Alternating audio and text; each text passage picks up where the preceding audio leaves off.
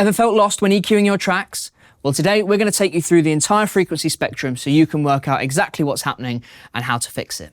So to begin with, I'm going to take you through each of the different frequency ranges, and we're going to look at what elements traditionally sit in each one. And then we're going to put that into practice. We're going to listen to each element in context, have a little look at EQing, and I'll give you a few tips along the way. So to help you understand each of these frequency ranges, we're going to put it into context using a track that we've put together covering as broad a range of frequencies that we could in kind of rock context. I'll give you a little listen to the full track.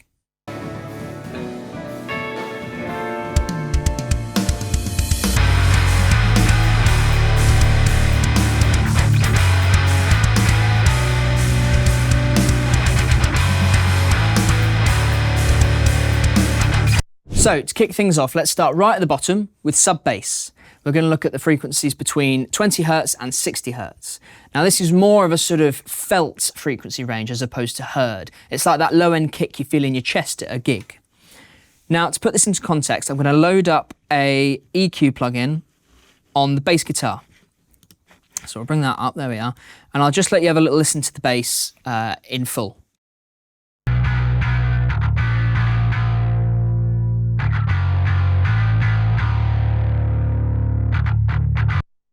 So as you can see, you've got that nice big curve at the bottom. That'll be sort of the fundamental, the actual note of the bass. And everything below that is going to be the sub bass. So let's bring up a low pass filter, sorry.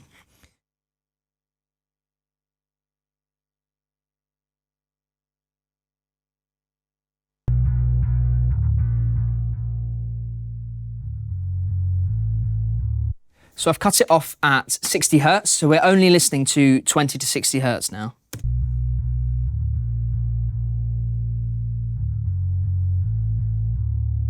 So as you can hear, there's not a lot there, but if you take it out, in fact, let's do that. Let's remove this and put in .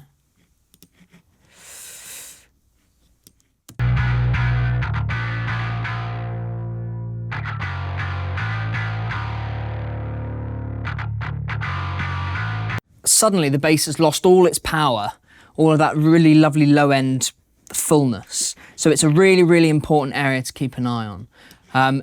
Too much build-up in that area can get really kind of thick and muddy and just sort of very uncomfortable on the ears. So have a look at your kick drum, have a look at your bass guitar. It's quite a good idea to cut out a little bit from the bass guitar where the kick would sit, just to help it fit nicely in there without too much build-up. Now we're going to look at the bass area between 60 Hz and 250 Hz. Now this area largely determines the overall power of the music and is characterized by bass guitars, bass synths, low end of the piano and kick drums. So let's put this into context. We've got a drum bus set up and I've got an EQ plugin with a high cut and a low cut. I've bypassed them for now to let you hear the full drum kit in context.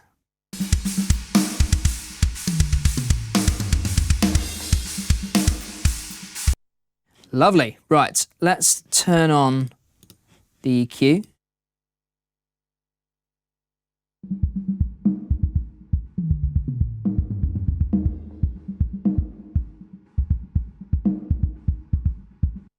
So as you can hear, we've got the kick drum, we've got the toms, and we've got the low end of the snare drum, which is quite a few elements all bundled together in one small frequency band. It can be quite tempting to just boost the bass on everything, to give everything like loads of weight and power. But of course, all that happens is that things start overshadowing each other and you don't get any clarity at all. So it's really important to just dip out any unwanted frequencies in each of those individual elements. Now we're going to look at the low mid-range between 250 and 500 Hz. This is typically where the fundamental frequencies of most instruments tends to sit, which means that you get, again, a lot of build-up. Now, it can be quite tempting just to cut all these frequencies out to make space for other things, but you've got to make sure that you don't lose the tone of the instrument. For example, on a snare drum, 500 Hz is about where the sort of weight of that drum tends to sit. But of course, if you cut that out of your snare drum to make room for your guitars, you're going to lose all that power.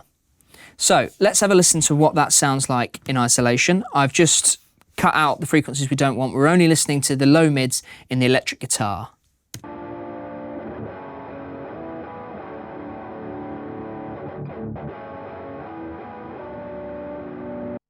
It's not a very pleasant frequency band to listen to on its own, but it is very, very important to focus on this whilst you're mixing. So what I've done now is I've set up an EQ where I've cut out the frequency band between 250 and 500 so that we can really hear what it sounds like without it. And I think you'll agree, it certainly lacks tone and warmth. Let's have a listen.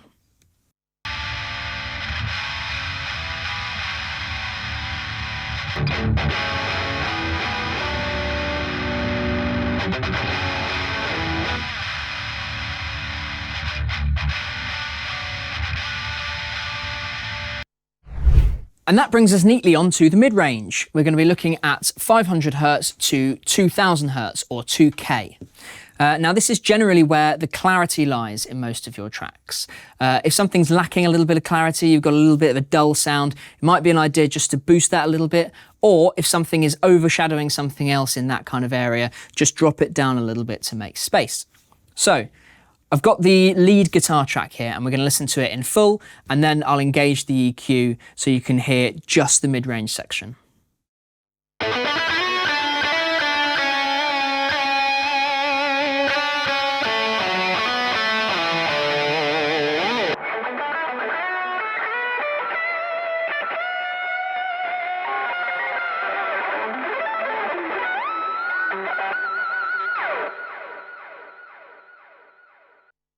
Now, naturally with your lead guitar, you're going to want it to stand out from the rhythm guitars, but not necessarily be too much higher in volume. A good way to kind of get around this is to just gently boost up the point in that mid-range section where your lead guitar sticks out the most, and dip down a little bit in the rhythm guitar. Now, you don't have to keep that dip in the rhythm guitar throughout the whole track, just automate it for where the lead guitar solo is and you're ready to go. We're now going to look at the upper mid-range section between 2K and 4K. Now this is the area that is the most sensitive to human hearing, meaning that things like sibilants and plosives can really stick out in this area. So it's a really good idea to pay careful attention to vocals. Now I'm not going to subject you to any of us singing, but we do have our drum bus, which is where the cymbals and a lot of the snare drum will kind of sing through in the upper mid-range. So I'll give you one more listen to the drum bus in full, and then I'll isolate the upper mid-range section.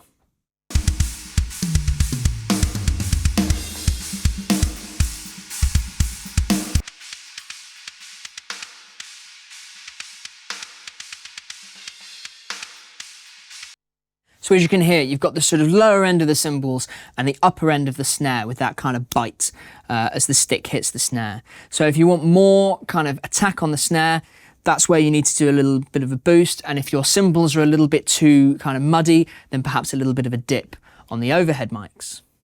So to relate that to vocals, if you are struggling to kind of get that clarity through because you've got too much attack on the snare, maybe just dip that down a little bit. It's also really important to listen out for sibilants and plosives in the vocal track, but you can use things like de-essers and things to help you with that as well if you don't want to EQ. So now we're going to look at presence, which is typically between 4K and 6K. This is where the sort of definition of your instruments will sit, particularly in sort of higher frequency instruments such as snares, acoustic guitars, cymbals, rhythm guitars, that kind of thing. So we're going to look at the rhythm guitar. I'll play you it in full.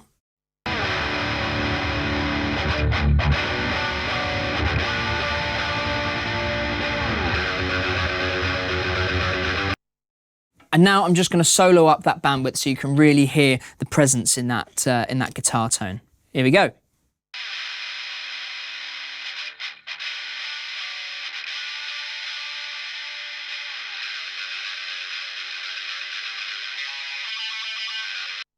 And now if we listen to the same track without that frequency band, you can hear that it really, a presence is quite a good word to describe it really, because it's like it's in another room, for example. You're hearing it through a wall. Let's have a listen.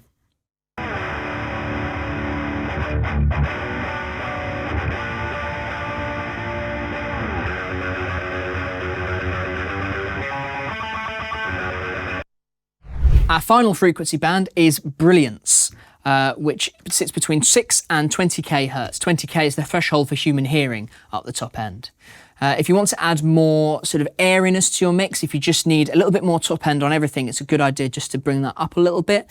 If you need more clarity in the vocals, if everything sounds a little bit distant, then this is the area to kind of concentrate on. We're going to look at the drums because it features the most sort of elements all in one. Again, I'll play them without any EQ, and then I'm going to cut out all the low end so you can just hear the brilliance.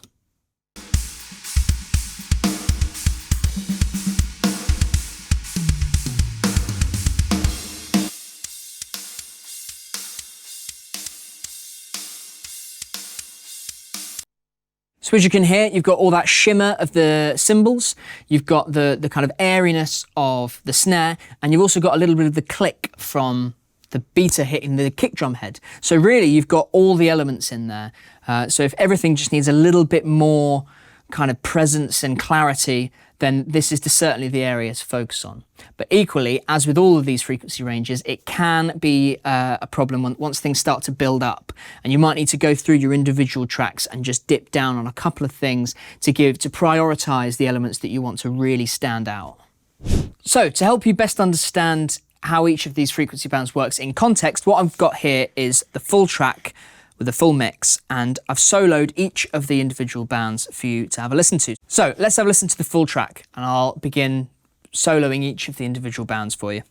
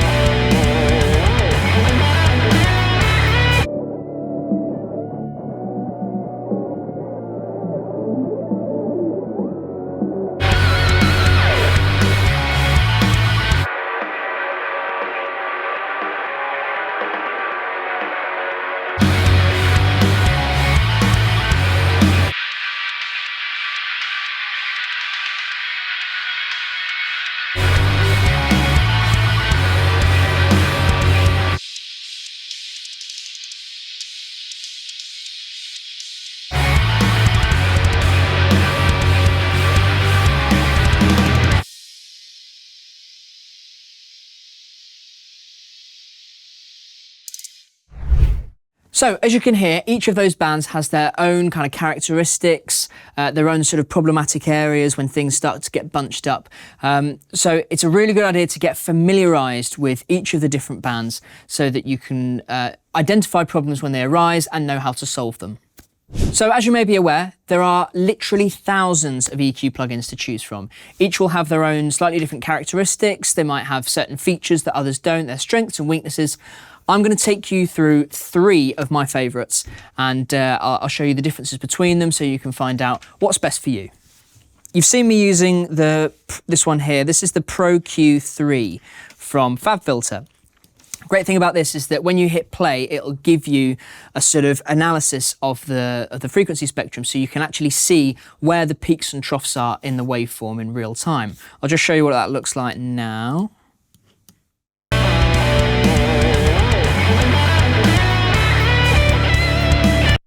This is really, really useful for identifying the problematic areas, things you might need to cut, things you might need to boost. You don't want it to be flat, you don't want it to be even across the whole spectrum, but it just gives you a nice idea of where you need to be looking. You can create bands like this and just drag them up and down, find all those problematic areas, boost and cut as you need to. It really couldn't be simpler. This is the SSL Native Channel Strip 2. This is based on the legendary channel strips that are featured in SSL's analog console. So it's going to have an emulation of that kind of analog warmth and harmonic saturation that you get with analog gear. The EQ is comparatively quite limited, but it has a very, very musical sound and is really, really useful. You've got a high pass and low pass up at the top, just for cutting out the very highs and the very lows. Then you've got a high shelf, a high mid bell, a low mid bell, and a low frequency shelf. You can change the shelves to be bells if you want, just for kind of extra bands. You can adjust these as well. You can adjust the sort of frequency band size, you can adjust the position, all that kind of thing to kind of help you narrow down where those problematic areas are. But this plugin isn't just an EQ. You've also got the famous SSL compressor in there, and you've also got a gate and expander in there, as well as some sort of stereo width enhancement tools as well. So it really is a kind of all-in-one mixing plugin. And finally, I'm going to look at Sonible's Smart EQ4. This is an AI-powered EQ tool, really, really good for helping you kind of quickly identify the problem areas and what you can do to solve them. You've basically got a load of algorithms. You can either use it on individual instruments, as you can see here, bass, drums, guitar, and you can select whether that's acoustic or electric, that kind of thing. Or if you want to use it on the mix bus, as we're doing now, you can select a genre, or you can just leave it in universal mode and it'll just do what it thinks is best. But we're working with a sort of hard rock song, so I'm going to select rock, hard rock, brilliant. Right, so I'm going to hit record and press play, and it'll listen to what we've got so far, and it'll identify exactly what needs doing EQ-wise. So let's go.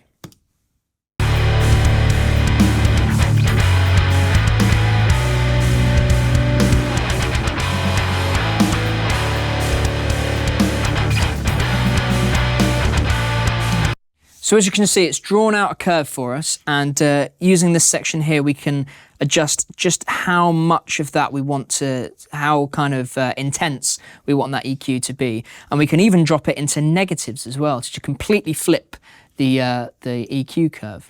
You've also got this little adaptive control down here from 0 to 100.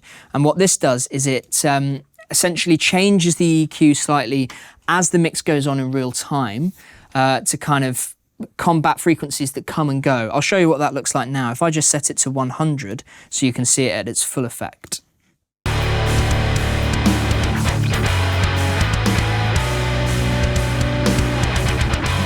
So you can see the curve kind of dances about a bit. It kind of captures some of the transients in the drums and just cuts out some of the harshness of some of the frequencies. So it's a really, really useful tool. The other great thing about Smart EQ is that if you're using it on multiple instruments, you can actually adjust the EQ of all of them kind of in a group. So if I hit add to group here, and let's just call it group 1, for example.